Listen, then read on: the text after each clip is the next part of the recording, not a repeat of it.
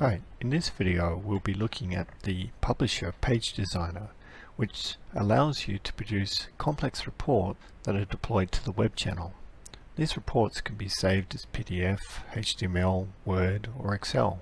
The approach is very similar to what you see in Microsoft reporting services or Crystal reports.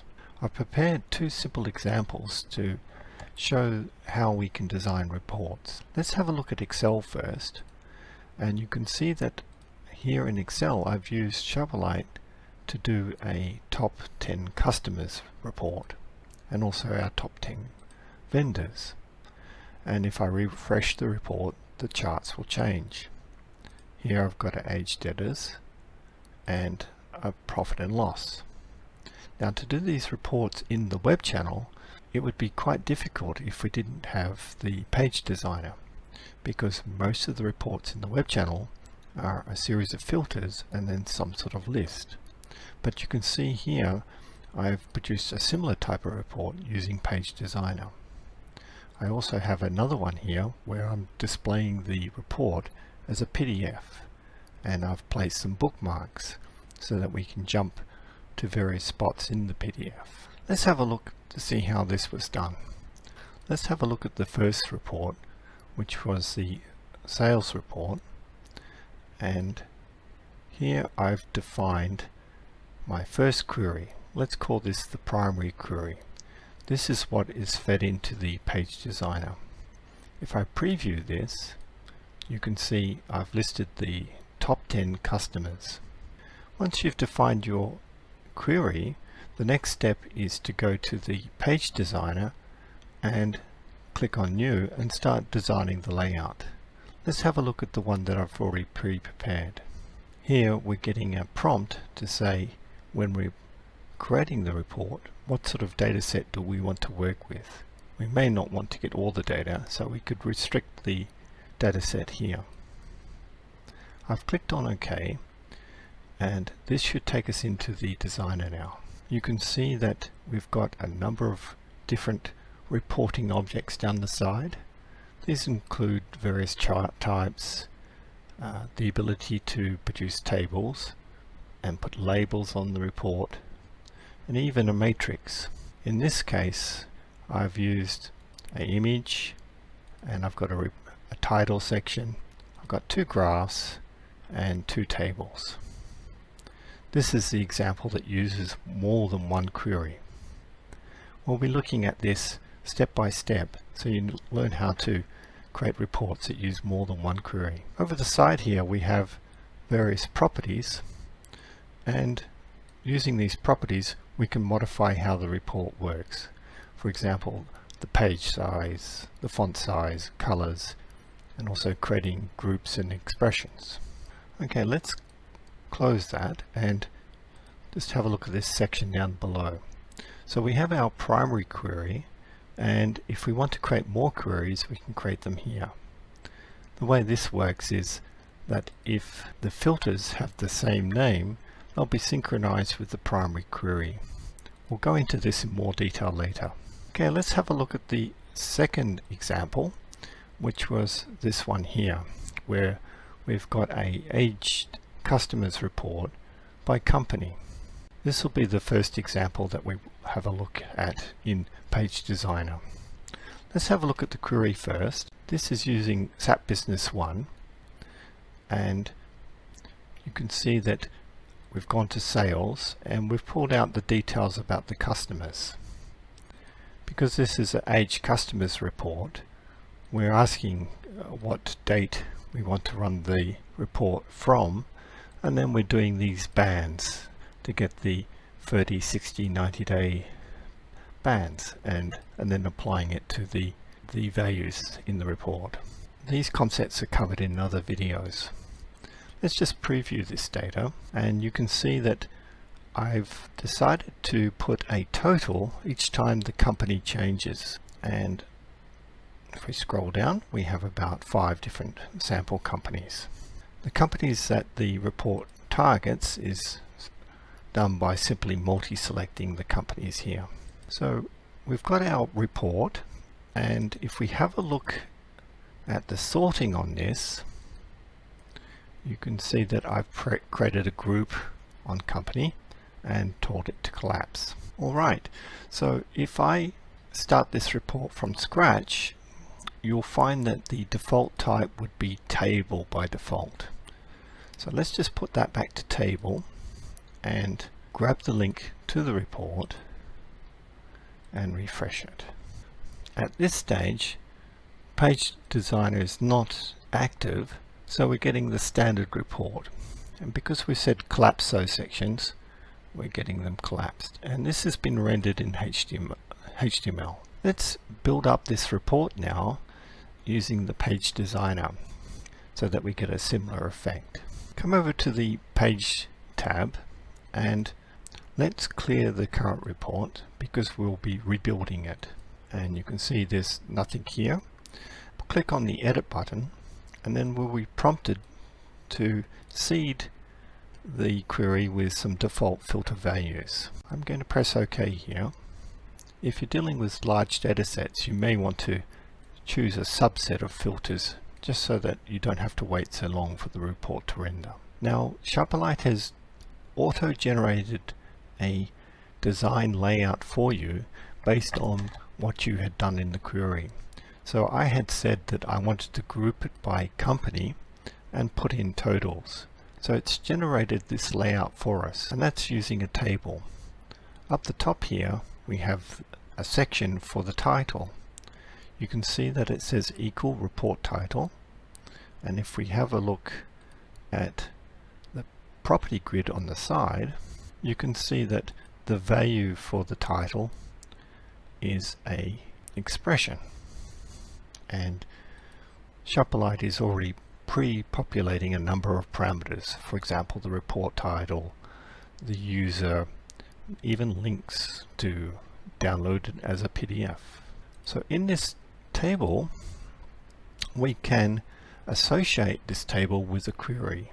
In this case, if we look at the property grid on the side, you can see that there is only one query so far, and that's Q001. That's the primary query. If I have a look at the first column in the table, I can see that I can put any field I like in that slot. And here I've got a group and then finally a label. So if I was to change this to customer name, for example, I would get the customer name instead of the code. As for numbers, if we come across here we've got the 30-day slot, and in the property grid, probably the thing of most interest is how to format that number or date. For example, you see here we have format, and N stands for number, and if I did N0, that would be a number without decimal places. If I wanted 2 decimal places, I would do N2. If I'm not sure what format I need to type in, I can use the drop-down list and then use this interface here to get the desired format. For example, here it's saying at the moment we're going to have 2 decimal places. So if I change that to 0 and click off it, I'll get N0. That's the shorthand. If I wanted to create my own format, I could use this drop-down list and start generating some custom formats. So down the bottom here we've got custom, and then we can start putting in our own custom format. In my case, I just want to do N0, and if I wanted to do N0 all the way across, I could multi-select these and then go to the format and type in N0. The same would be true for some sort of background color. For example, I could select a whole row, go up to the background color and change that to a different color. The same principle for dates is applied when formatting dates.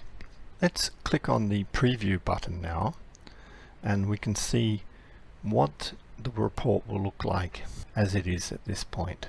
Okay, what I'd like to do is have the company appear over here and get rid of these repeating row details. So let's go back to the design and I'm going to move the company reference. So let's move it to the column across, and I'm going to delete this whole column. Let's preview the report now, and you can see that the company is quite long and it's being word wrapped at the moment. So I'd like to merge the cells on this row so that the company can go all the way across. Select two cells, right click and merge cells. Let's preview the report again, and you can see that now the company is going all the way across. I'd like to change the color of the header across the top, so let's go back to the design. I'll select the header section and change the background to something darker, and then go to the color and change that to white, and preview the report again. Okay, this is just a basic summary of how to use the designer. What we'll do is gradually add more and more details as we move along. Let's close this report now, and if we refresh the web page, you'll notice that it's still using the original design, which is a HTML page. What we want to do is have our new page design appear here. So let's go back to Publisher, go to Options, and in the list we'll have Page HTML and Page PDF. Once you have a design, you can render it as PDF, as HTML, as a Word document, or even Excel. Let's choose PDF and press Apply, and if we refresh the page, you'll now see a PDF document appear. At the beginning of this video, I showed that we could create bookmarks so that you can skip to various places in the report. Let's have a look and see how that was done. Let's go back to the page designer, click on Edit, provide some default filter values, and what I'll do is click on the Group section. This is where we're grouping by company. If you right click on any object, you'll find a menu that's related to what you're working on. For example, if I was to edit the group, I could see that the group is on the company, and this is the type of label that's to appear, and there'll be other options that you can change. But what I'm interested in is bookmarking, so I will click on the company and go to the property grid on the side. If I scroll down, I should find a property called bookmark, and if we specify the field that we want to bookmark, in this case let's just go to expression and have a look at the fields in query number 1. So we've got company. If we were to select company by double clicking it, what will happen now is when the document is rendered as PDF, bookmarks will be placed in, and we can jump to and from those various bookmarks. We could also create actions as well. For example, if we clicked on the company label, we could link to another report, which in essence emulates a drill through. Let's close this report and view it in the web channel again.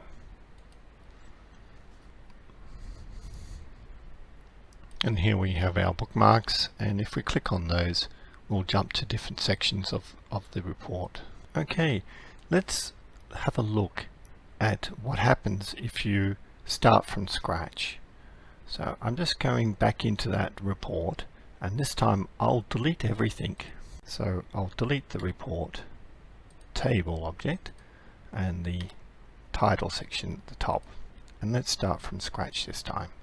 So I'll drag a table object onto the detail area of the document. So we've got 3 bands here. One is the header, and then we've got the footer, we've got the table.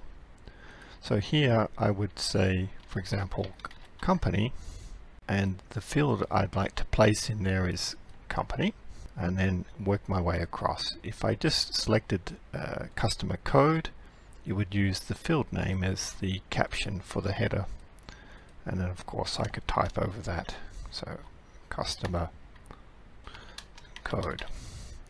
And for the amount, let's choose the 30-day column, and then go down to the formatting and change that to N0. And in that way you can slowly build up the table with the desired layout. If I preview, you can see that the table is quite rough, but I'm slowly building up the design. Let's put the title up the top, so I will use a text box for that, and I'll drag and drop it up the top. And instead of hard coding the title, what I could do is use the title that's in Publisher. That's quite convenient because the title in Publisher can be populated with the currently selected filter values. So let's have a look at the value for the title. I'm going down to the value property, and I'll click on expression, and we'll go to the parameters list, and here are all the different variables that Sharperlight's built up for us. Let's choose the report title. I could put an ampersand and then concatenate other values in here, but in this case just reusing the title is probably the most convenient.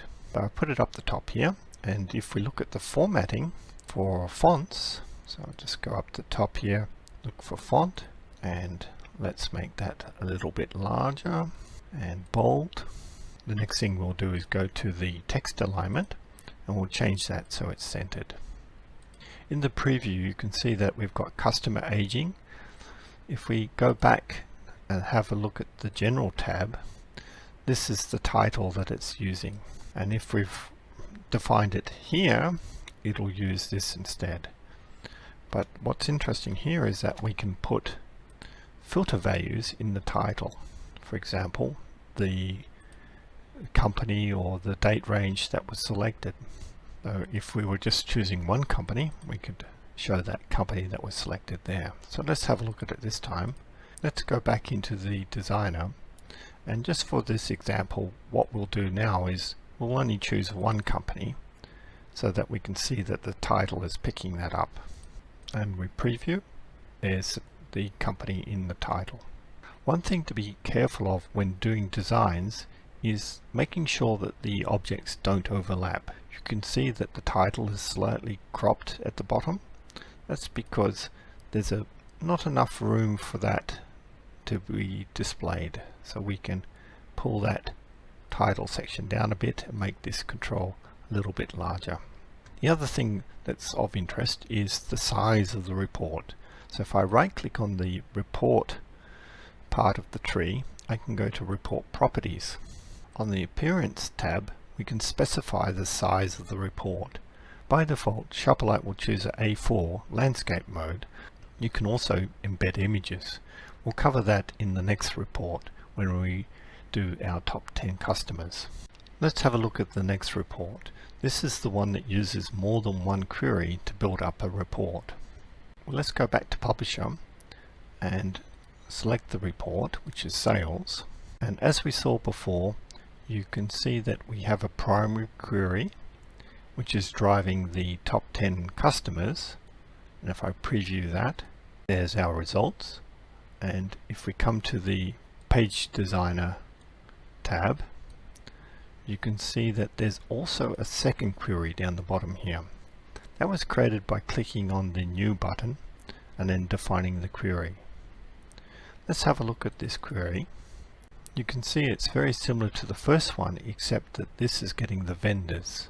What's important here is that in the primary query we have a filter for company as well, and because we want the second or the subquery to synchronize on the same company, what we do is ensure that it has the same filter name, and then in that way if we were to change the company up the top here to, for example, the UK and refresh it, the second query would also, because it has the same filter name, target the UK company.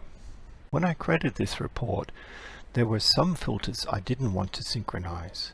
For example, the document type. This is targeting PO, where the other report was targeting a different document type.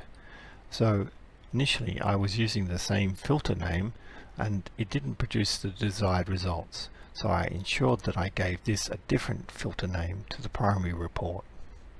But the document date, I wanted that to synchronize, so I gave it the same filter name. Let's preview this secondary query, and there's our results. Okay, let's have a look at the page design. So this is what we'll be building up slowly ourselves. So there's our two tables. If I click on the table, you can see that the first table is bound to query 001. If I click on the second table, that's bound to query 002, which is our vendor. And the same is true for these graphs. The data set is 2 and this one is 1. Okay, let's clear this report out and start building it up from scratch again. I'm just going back to the main report.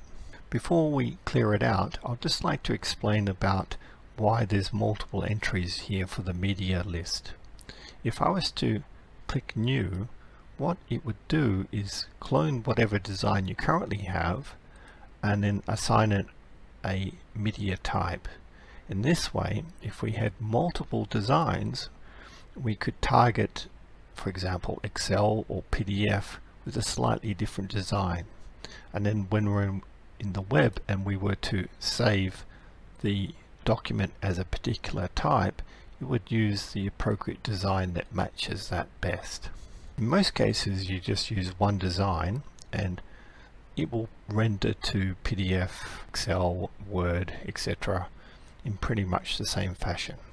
The exception would be Excel, where you would most likely want to create a slightly different design, given that the rendering has to comply with the cells that are in Excel, and it can't do it in a pixel perfect fashion like PDF can do. And there's some extra settings here for controlling how Excel is rendered. Let's delete these layouts and start again. So we're going back to the default, and then we'll clear that so that there is nothing left at all, and we come in and provide the filter values to seed the query, and we're back to our base design. I can reuse this table, so I'm just going to resize it and pull it down, adjust the size of each of these columns. There. Let's preview that, and you can see that I've got a table on the left hand side, and I'll put another table on the right hand side similar to this, and then eventually we'll put the graphs in up the top. Let's have a look at the logo now. I'd like to put the logo at the top, so I'll just move this title across a bit, and I'll put an image object onto the title section of the report. Have a look at the property grid. It says it's an image, and the source for the image is currently set to external. I want to embed an image in this report so it doesn't have any external dependencies. Go up to the tree and right click on Report and select Report Properties. From the selection down the side, select Images, and here we have a folder.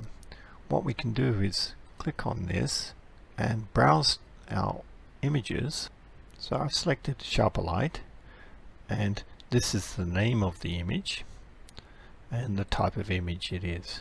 I'd recommend that you don't put huge images into your reports, but something that's quite reasonable.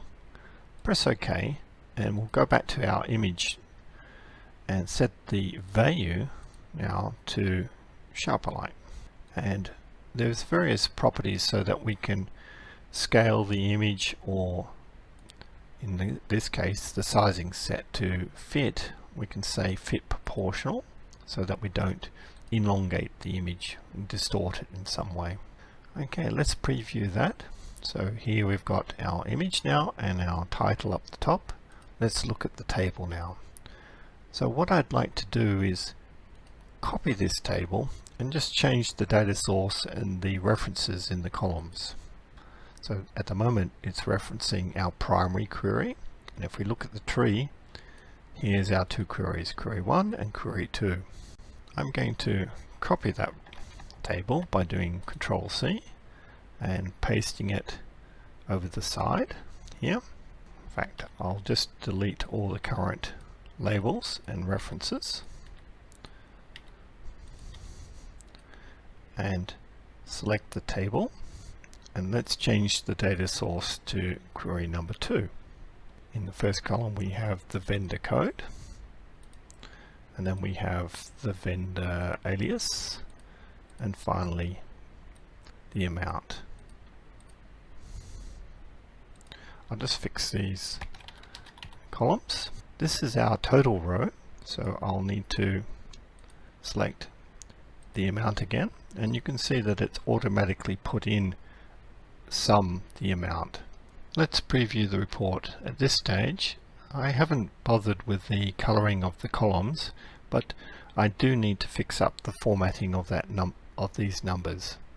I haven't specified a format here, so we're getting a lot of decimal places, and here we have 2. So let's go back to our report. I'm going to select the 2 rows and set the format to N0 for no decimal places, and do the same on the other side, N0. And next we'll select the headers, change the background color to something dark, and the color to white, and the same for vendors. Okay, next we'll put in the chart. Now, instead of doing another data set for the chart, I can reuse the existing data sets and have those charted. So I'll just pull down the tables so we have enough room, and next I'll drop the chart in. Initially I'll select bar, but I can change the chart type after that. So here's an example. If I right click on the chart, I can then see in the list chart type, and from there let's go to pie chart and select simple pie. This time, instead of selecting chart type, let's go to chart appearance. This will give us more control over the type of chart that we are using. So at the bottom here we have our pie chart, but I'd prefer a donut, so I'm going to select that and press OK. I've made more room for the chart now, and the next step is to bind our fields to the chart. So if we go across to the side, there's our query 1, and we'd like to put the customer alias and the amount into this pie chart. So what I'll do is I'll click on the chart and then click on it again, and you will see that we've got these drop zones for the fields. What I'll do is I'll drop the customer alias into the category section at the bottom, and the amount into the drop data fields section. If I click on this twice again, you can see that we've got the amount in the data field section and the alias in the group section down the bottom. Let's preview the report now, and you can see that we've got our pie chart and we've got our customers down the side here, but we've also got a label like amount in there. We'd like to get rid of that and also customize this title across the top. Select the title and change the title in the property grid. Top customers. So I'll just hit enter there. It's not showing currently, but if we preview that, you'll see that the top customers is coming through.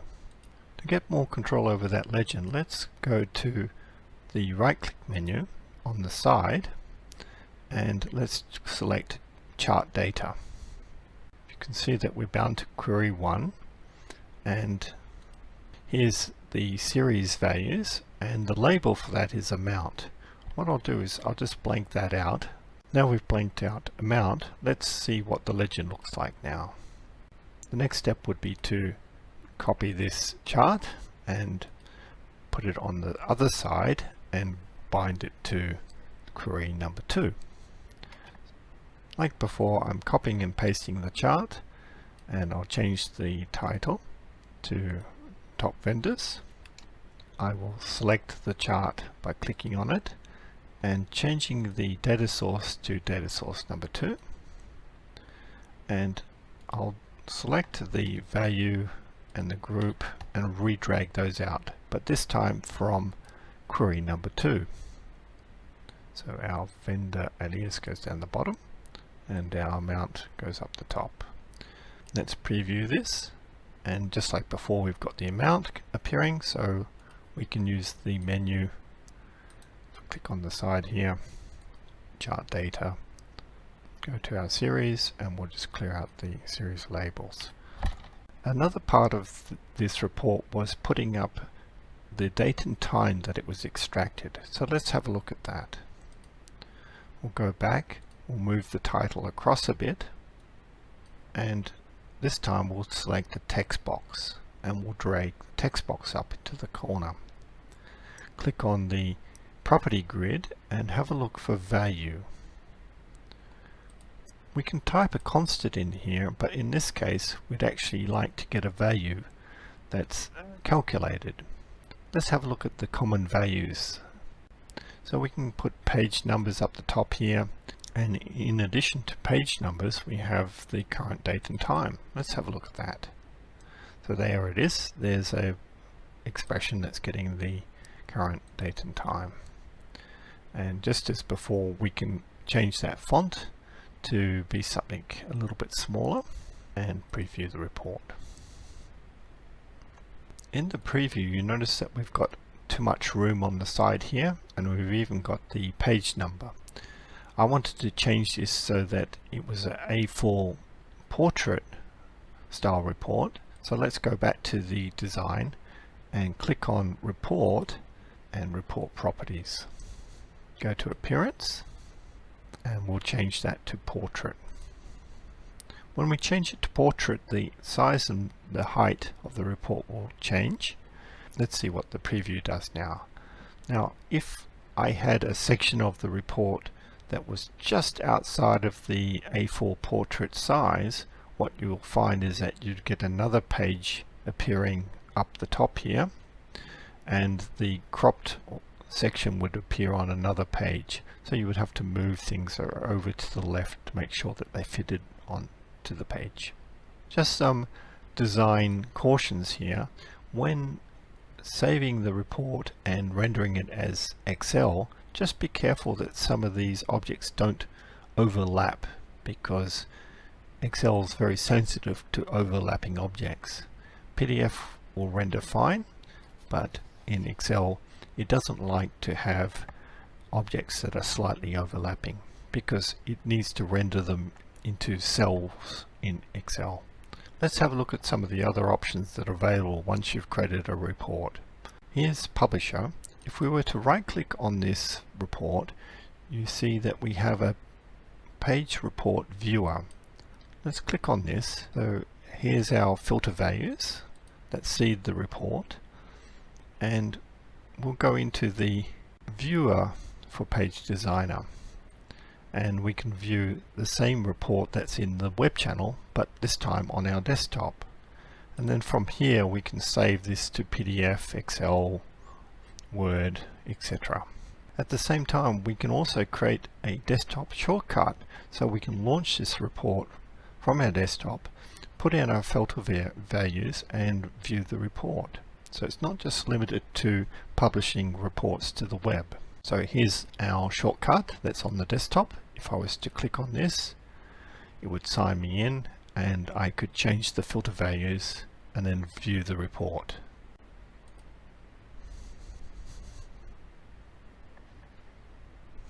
Another reason to create page designs is so that you can leverage the scheduling tool.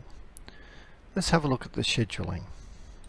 Here in Scheduler, what I've done is created a task that can be run every day, for example in the morning, and it has a number of actions. And the first action is to take our published report, which we had been working on earlier for the top 10 customers and vendors, and we can save that report as a PDF. And when it comes to the PDF design, it's using the page design layout that we worked on.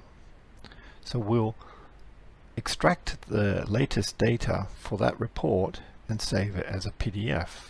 We can also do the same for Excel reports as well, which we saw earlier. We can save that as a Excel workbook, and we can even detach the Sharperlight formulas so that there's no dependency on the add-in.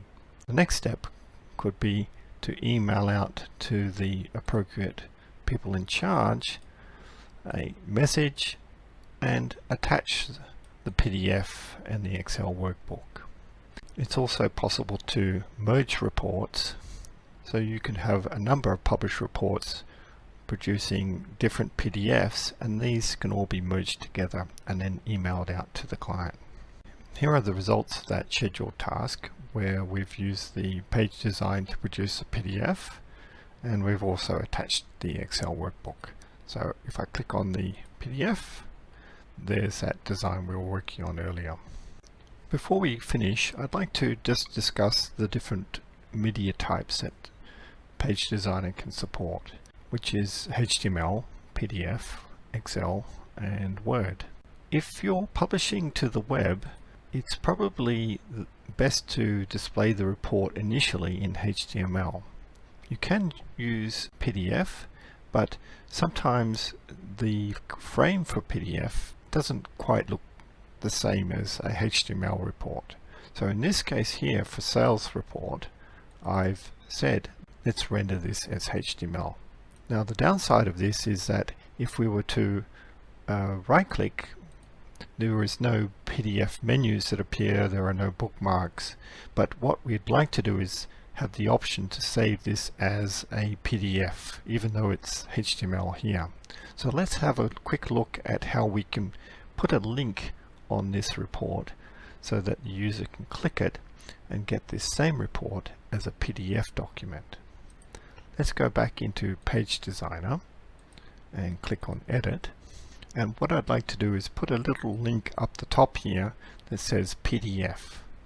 So what I'll do is drag and drop a text field up the top here.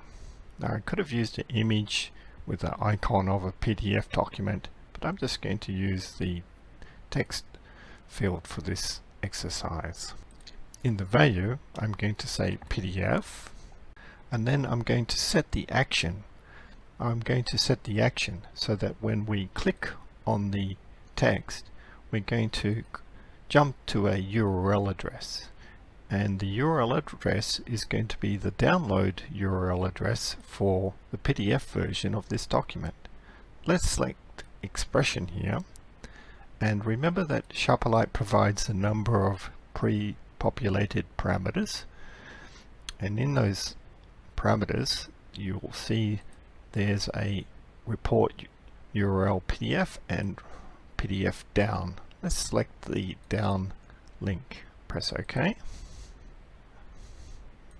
and OK, and let's close that report and apply it and refresh it in the web. Let's submit the report, and you can see now we've got a blue link up the top, and if we click on that we get the PDF version of this downloaded, and here's our PDF document down the bottom here, and I can view that. Now for the file name for the download, in Publisher you've got control over that as well. So let's go back to Options, and in the right hand bottom corner you've got the default Save As file name.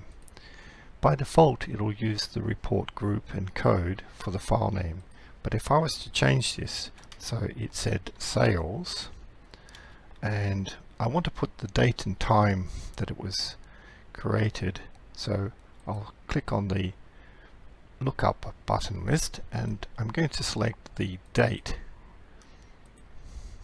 and you can see it's put a variable tag in here, and then I'm going to go .pdf, apply that, and let's go back and refresh our report.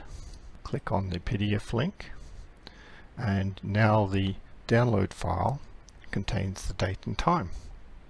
In this video we've only touched on the basics of creating reports in Page Designer, and we've looked at the table, the text box, the image and the chart.